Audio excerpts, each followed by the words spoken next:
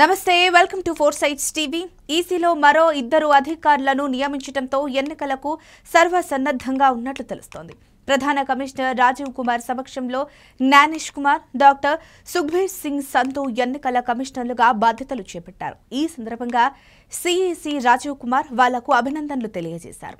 EC కమిషనర్లు కూడా బాధ్యతలు చేపట్టిన తరుణంలో వెంటనే షెడ్యూల్ ప్రకటన వెలువడే అవకాశాలు కనిపిస్తున్నాయి. లోక్సభ ఎన్నికల కోసం ఇప్పటికే రాష్ట్రాల వారీగా కేంద్ర ఎన్నికల సంఘం సమీక్షలు నిర్వహించింది. దఫాల వారీగా అక్కడి అధికార యంత్రాంగంతో సమన్వయం జరిపింది కూడా. దీంతో ఈసీ ఇప్పటికే ఎన్నికల నిర్వహణకు సర్వసన్నద్ధంగా ఉన్నట్లయింది. లోక్సభతో పాటు ఆంధ్రప్రదేశ్, ఒడిషా, అరుణాచల్ ప్రదేశ్, సిక్కిం అసెంబ్లీ ఎన్నికలకు సైతం షెడ్యూల్ ప్రకటన వెలువడే ఛాన్స్ ఉంది. లోక్సభతో పాటే జమ్మూ కశ్మీర్ అసెంబ్లీ ఎన్నికల నిర్వహణ ఉంటుందా అనే విషయంపై క్లారిటీ లేదు.